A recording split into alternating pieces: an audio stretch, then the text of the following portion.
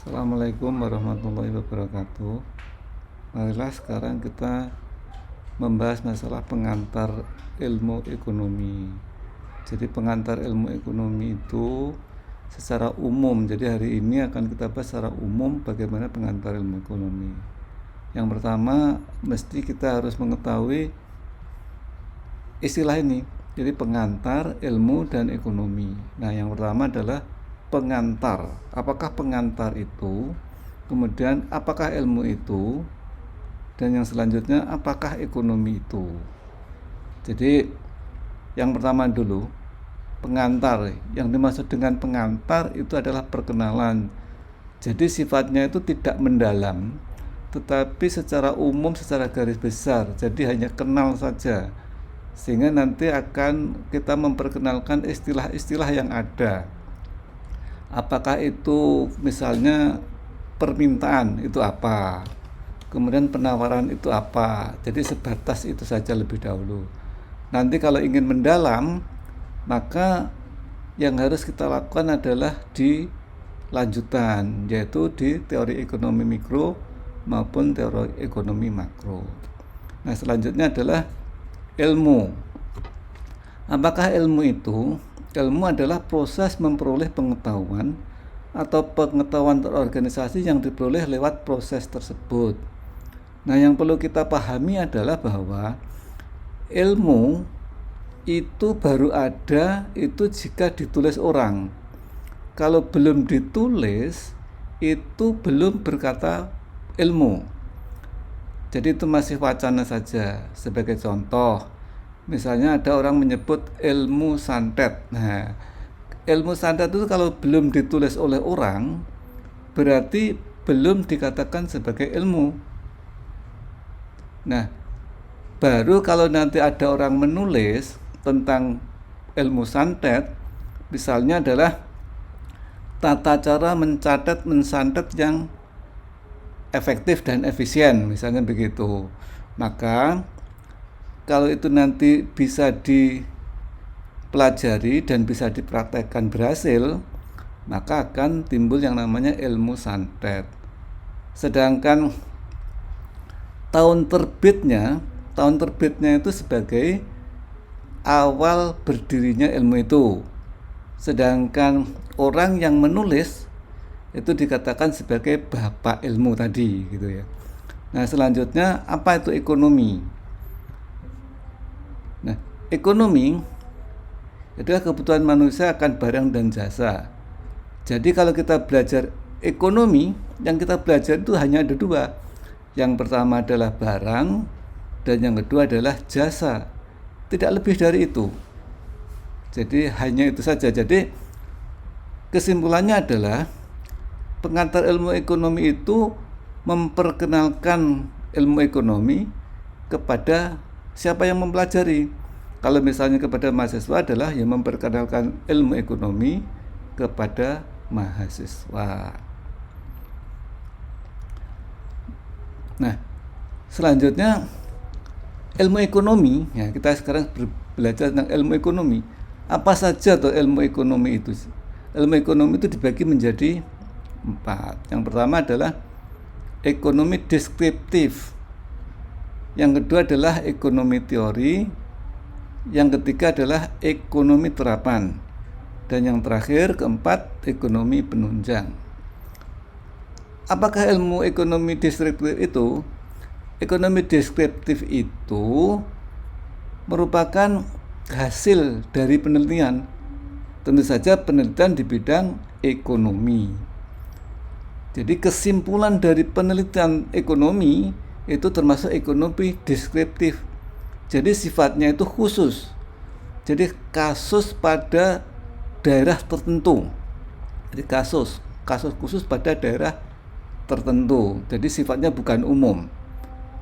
Jadi kalau kemudian dari daerah satu dengan daerah yang lain itu diteliti dengan hasil yang sama, maka kita sebut dengan teori. Jadi teori itu sifatnya umum. Maka timbullah yang namanya teori ekonomi. Nah, teori ekonomi itu sebetulnya hanya ada 2 saja, tidak lebih, yaitu yang pertama adalah ekonomi mikro, dan yang kedua adalah ekonomi makro. Jadi hanya ini. Sedangkan selain ini bukan teori, termasuk yang namanya adalah terapan. Jadi terapan itu, ekonomi terapan itu adalah selain teori ekonomi. Misalnya ekonomi moneter, jadi ilmu ekonomi atau teori ekonomi yang membahas tentang moneter. Misalnya lagi ekonomi pertanian, berarti adalah teori ekonomi baik mikro maupun makro yang membahas di bidang pertanian.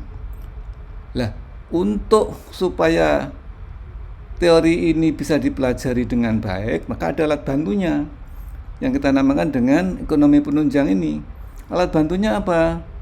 Alat bantunya adalah ekonomi penunjang tadi, yaitu statistik dan matematik.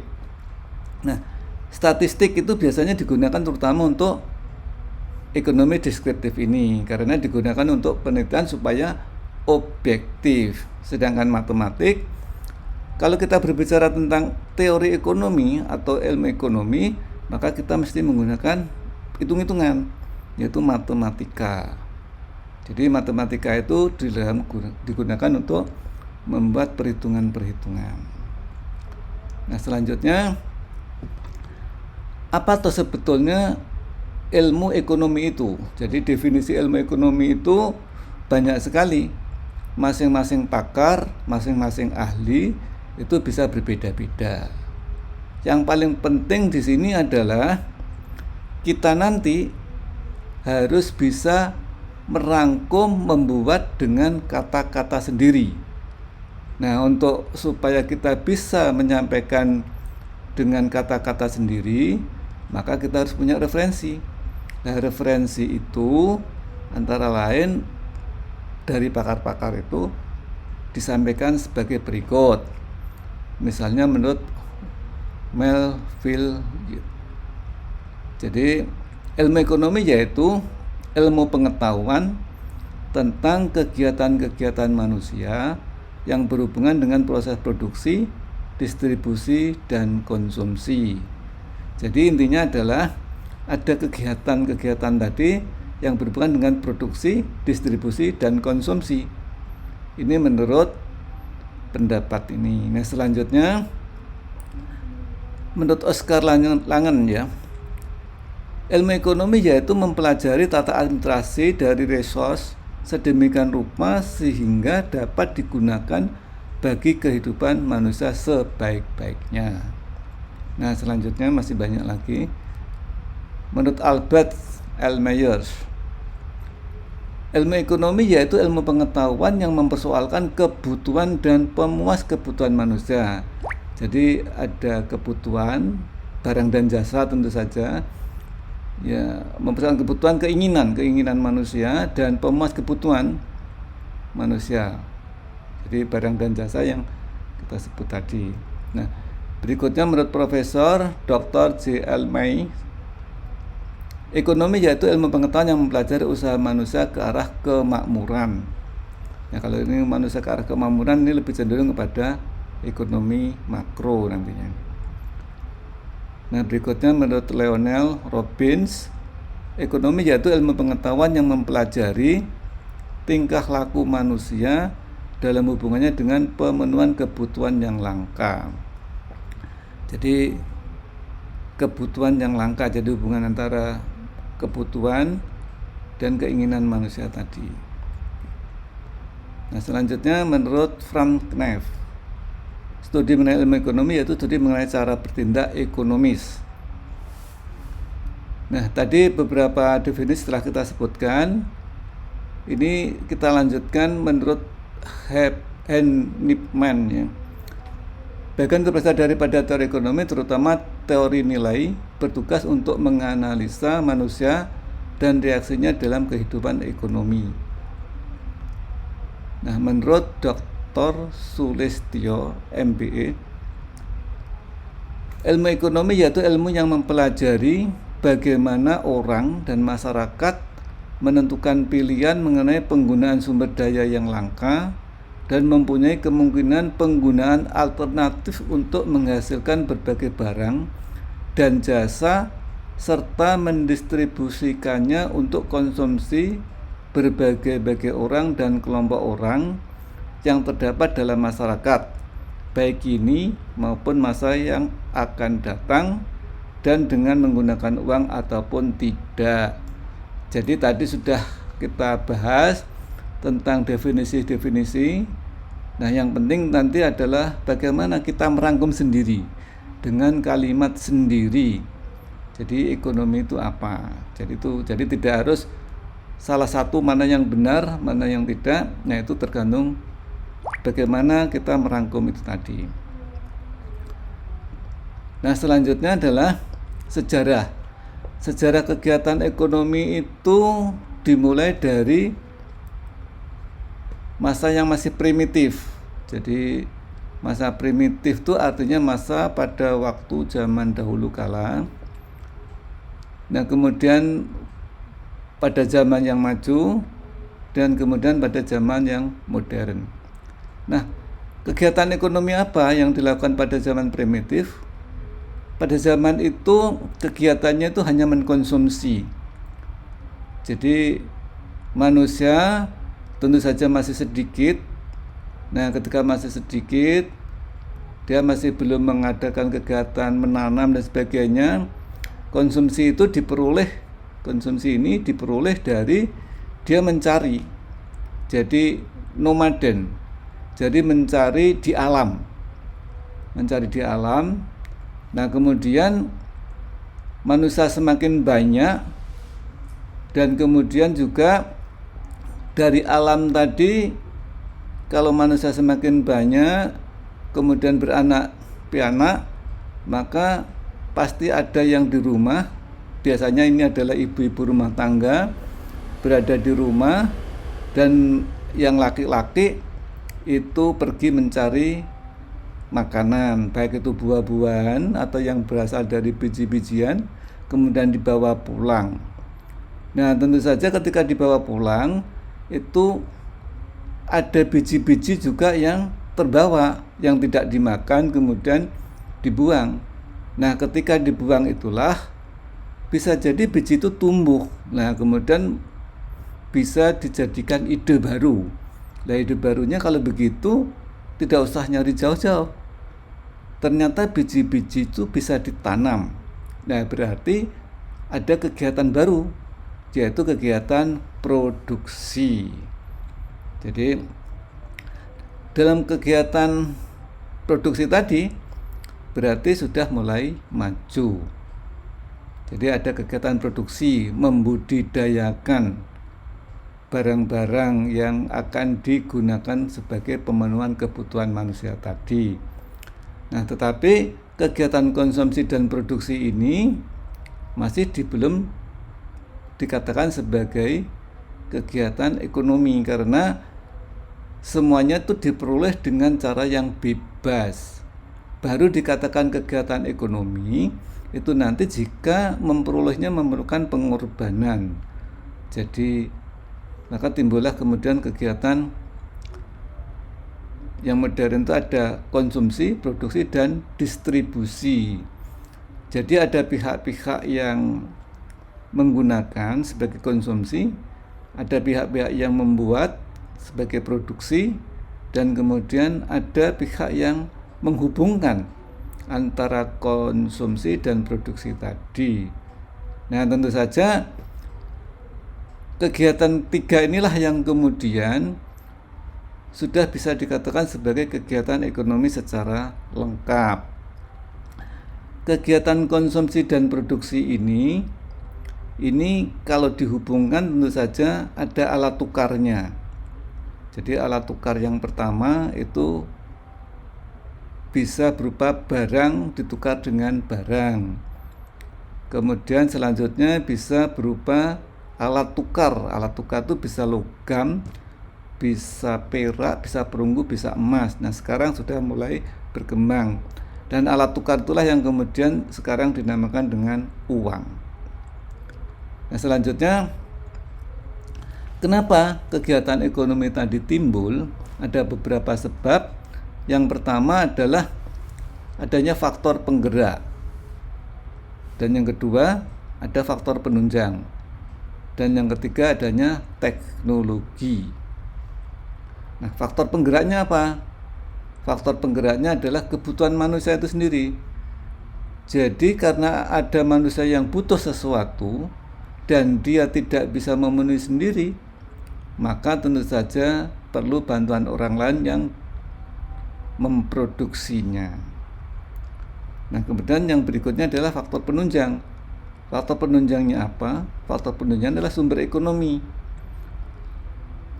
Baik itu berasal dari alam maupun buatan manusia.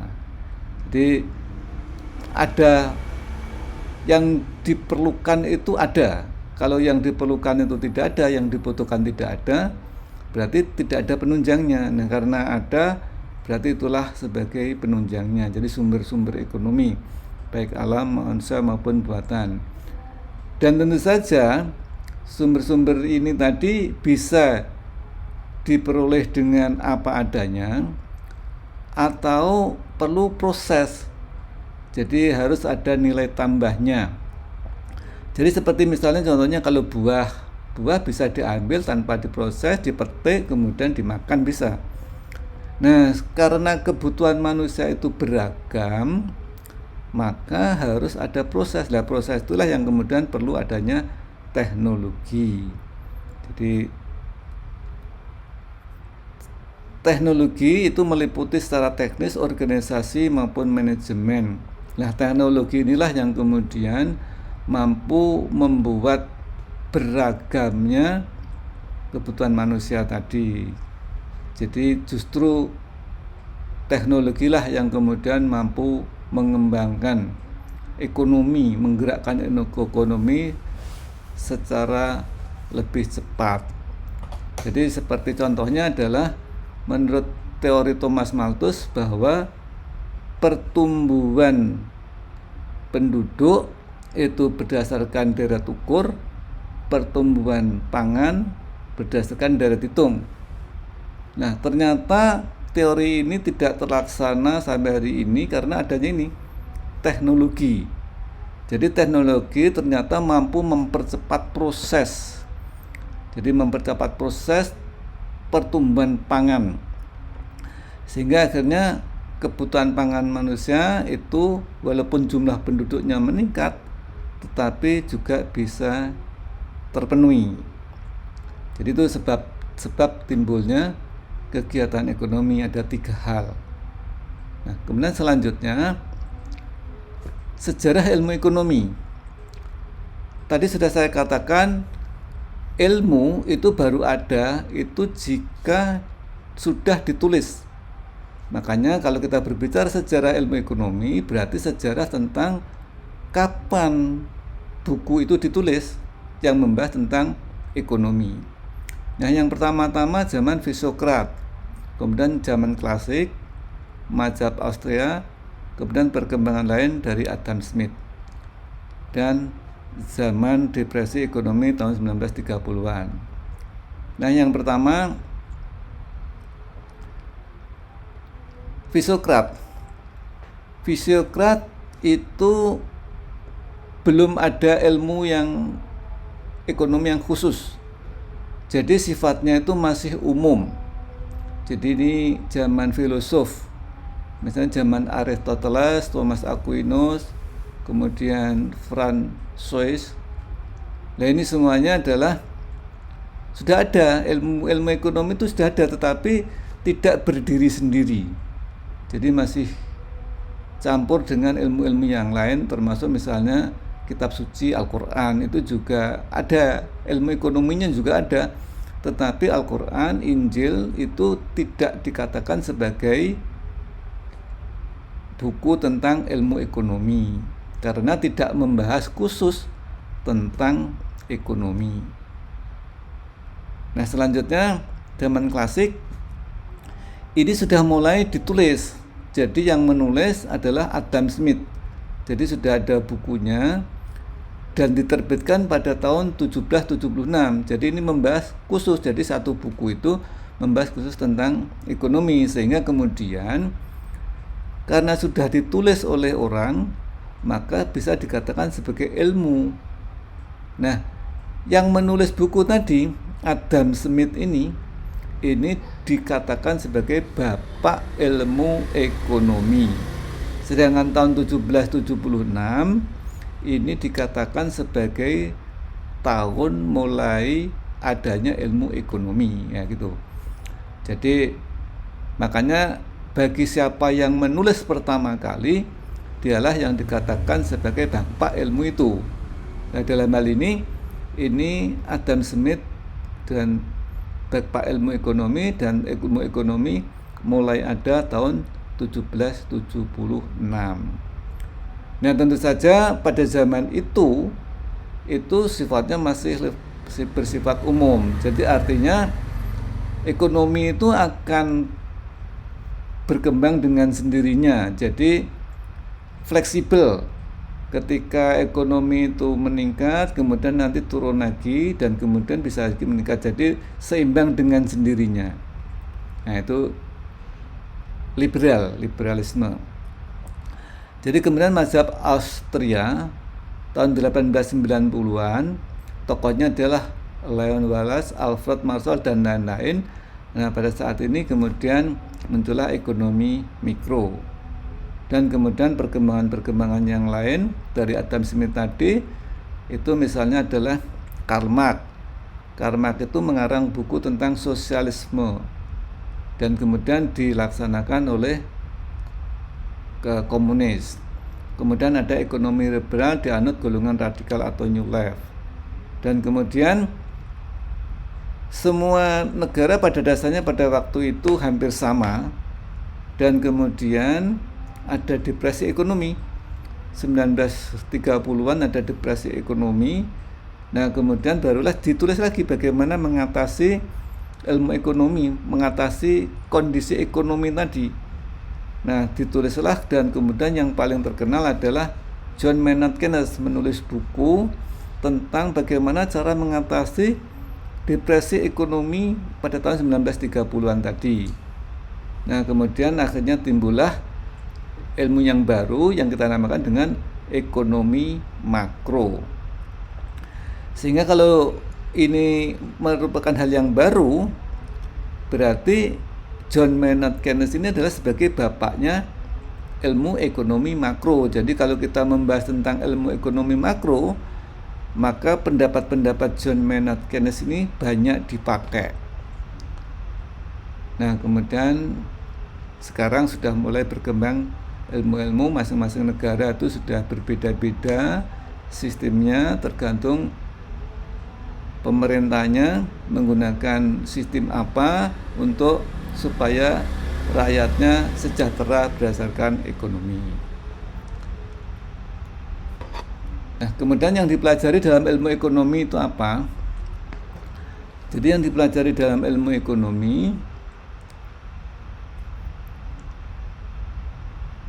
yaitu tentang ekonomi individu dan masyarakat.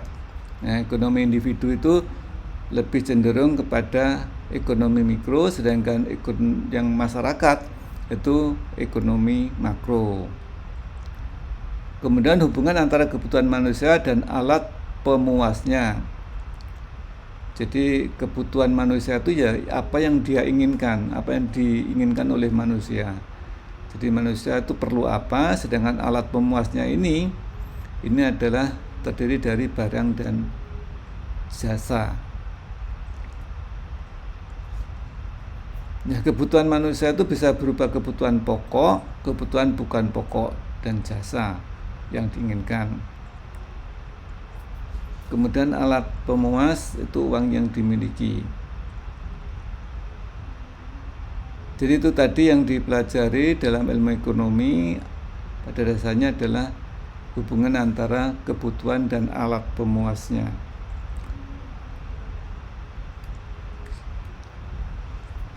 Kemudian tujuan mempelajari ilmu ekonomi.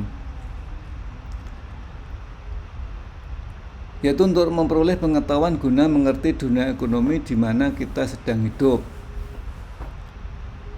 Kemudian untuk menyelidiki keadaan sekitar kita, yakni kemampuan untuk mengatasi masalah-masalah ekonomi kita. Jadi itu secara umum seperti itu. Nah, kalau secara spesifik itu masing-masing teori tadi, kan ada dua, ekonomi mikro dan ekonomi makro. Kalau ekonomi mikro itu yang dipelajari hanya ada 3 saja ekonomi mikro, yaitu konsumsi, produksi, dan distribusi. Nah, kalau mempelajari konsumsi, maka tujuannya adalah bagaimana kita bisa mengetahui kepuasan maksimum konsumen. Sedangkan kalau teori produksi, tujuan mempelajarinya nanti adalah bagaimana kita bisa memperoleh keuntungan yang maksimum. Sedangkan yang distribusi adalah bagaimana konsumen itu puas, sedangkan produsen untungnya maksimum.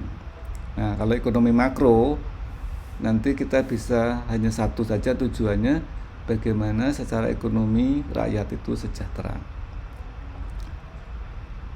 Tugas ilmu ekonomi yaitu mengkoreksi, menguraikan, menganalisa, dan menerangkan fluktuasi-fluktuasi yang terjadi pada pendapatan nasional.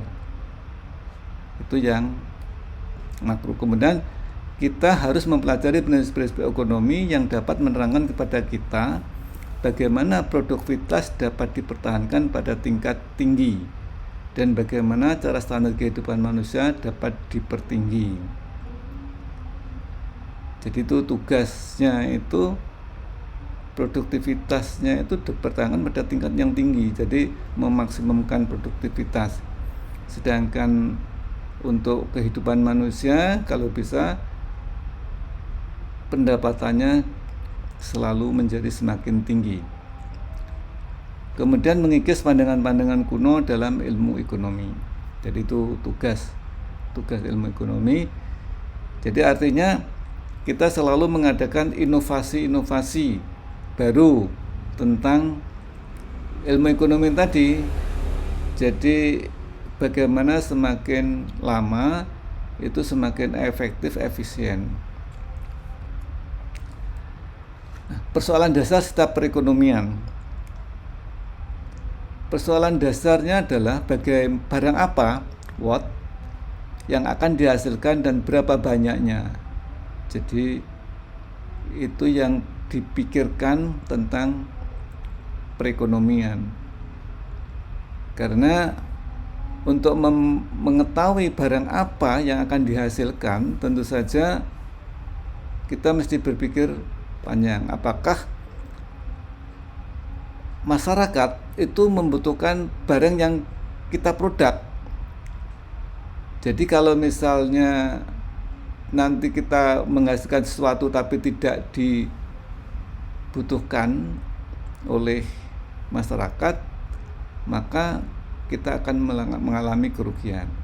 Dan berapa banyaknya? Jadi kita harus bisa memprediksi barang yang kita hasilkan itu bisa digunakan masyarakat banyak atau hanya tertentu saja.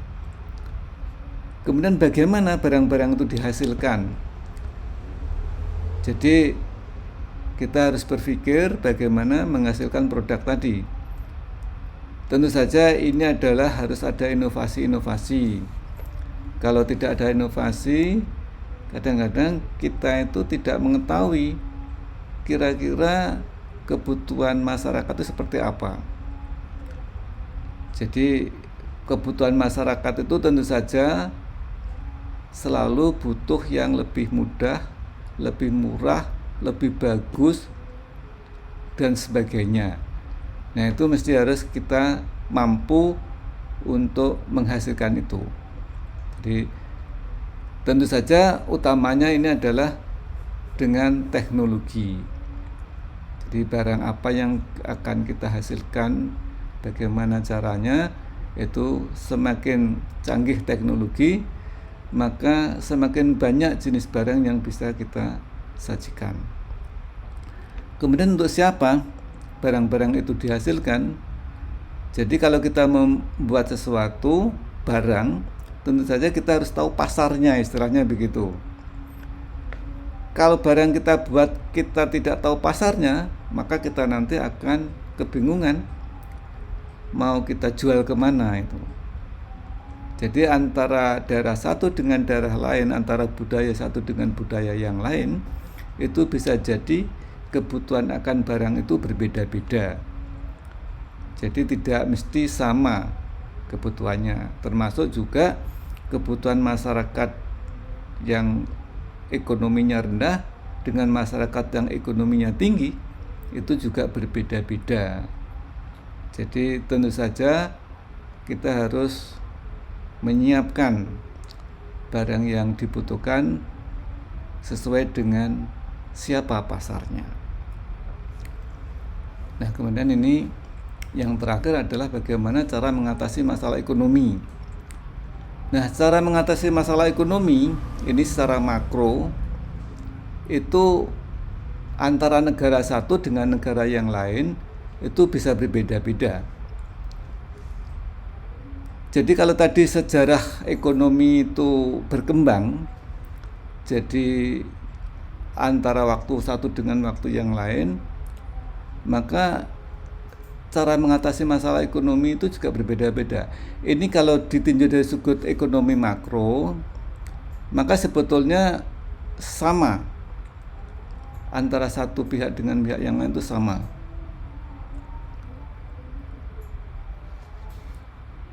Tujuannya sama, yaitu kesejahteraan ekonomi. Nah, itu. Jadi siapapun negara, pemerintahnya itu pimpinannya tertinggi, apakah itu presiden, apakah itu raja atau kaisar atau apapun, tujuannya hanya satu, yaitu kesejahteraan masyarakat berdasarkan ekonomi.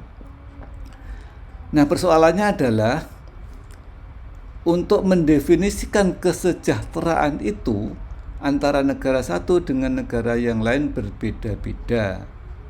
Jadi misalnya kesejahteraan itu didasarkan dengan ukuran kalau tidak ada orang miskin berarti sejahtera, misalnya begitu. Atau juga bisa dikatakan ukurannya adalah sejahtera dikatakan sejahtera jika pendapatan nasional dalam keadaan keseimbangan, misalnya begitu. Jadi macam-macam. Ada juga yang ukurannya adalah standar beras, jadi konsumsi selama penduduknya itu mampu mengkonsumsi kebutuhan pokoknya, sejahtera, misalnya begitu. Nah, makanya kemudian antara negara satu dengan negara yang lain berbeda-beda. Sebagai contoh di sini adalah yang pertama fasisme. Fasisme itu sentralisme, jadi artinya ekonomi itu diatur oleh pusat, tergantung keinginan pemerintahnya. Misalnya kalau di zaman Jerman Hitler ini, pada waktu itu dikatakan sejahtera jika dia bisa menguasai dunia, misalnya begitu. Maka kemudian ekonominya dikerahkan untuk membangun persenjataan. Dengan persenjataan yang kuat, mampu mengalahkan negara lain, kemudian mampu menguasai ekonomi. Nah, contohnya demikian. Jadi ini makanya kondisi ekonominya itu diarahkan untuk membuat senjata. Nah, kemudian yang berikutnya adalah sosialisme. Nah, sosialisme itu terjadi karena tidak cocok dengan liberalisme, kapitalisme. Jadi ada kelemahan juga, misalnya kapitalisme, ada kelemahannya adalah bahwa bisa terjadi gap antara si kaya dengan si miskin. Jumlah si kaya jumlahnya sedikit, sedangkan yang miskin jumlahnya banyak. Sehingga negara itu sebagian besar penduduknya miskin, sedangkan yang kaya jumlahnya hanya sedikit. Nah, untuk mengatasi itu ada pendapat tentang sosialisme, jadi artinya disamaratakan Jadi yang berkuasa itu rakyat. Tetapi di dalam prakteknya adalah supaya perusahaan-perusahaan itu tidak dikuasai oleh individu-individu, maka perusahaan itu kemudian dipimpin oleh badan pemerintah atau BUMN. Jadi semuanya itu BUMN, tidak ada lagi perusahaan swasta. Itu tentang sosialisme. Nah, kemudian yang berikutnya juga ada komunisme. Komunisme ini pahamnya adalah sosialisme. Jadi dia mengatakan perubahan sosial karena perubahan ekonomi. Jadi ini sosialisme itu tokohnya Karl Marx, kemudian diikuti oleh paham komunisme, sehingga kemudian ini jadi ekonominya adalah ekonomi sosialisme, kemudian pemerintahannya adalah komunisme. Nah, kemudian kapitalisme. Kalau kapitalisme itu hak privat dan kebebasan berusaha, ada motif untuk kepentingan diri sendiri. Jadi ini biasanya kemudian ada dua sistem ekonomi yang kontras, yaitu sosialisme dan kapitalisme. Ini dua ini. Nah, apakah hanya ini mengatasi perekonomian? Masih banyak. Negara satu dengan negara lain masih berbeda-beda. Sebagai contoh misalnya, negara Indonesia itu bukan negara sosialisme, bukan negara kapitalisme murni. Jadi di situ ada BUMN dan di situ juga ada perusahaan. Jadi di Indonesia itu berdasarkan Undang-Undang Dasar 1945. Jadi dan biasa kita kenal sebetulnya ekonominya adalah ekonomi Pancasila begitu. Nah, kalau zamannya Presiden SBY itu namanya ekonomi jalan tengah. Jadi artinya tidak langsung kita mengakui sebagai kapitalis, juga tidak mengakui sebagai sosialisme, tetapi bisa merupakan gabungan dari keduanya itu. Jadi itulah sebagai pengantar tentang ilmu ekonomi. Mudah-mudahan kita bisa memahami lebih lanjut di bab-bab berikutnya. Terima kasih. Wassalamualaikum warahmatullahi wabarakatuh.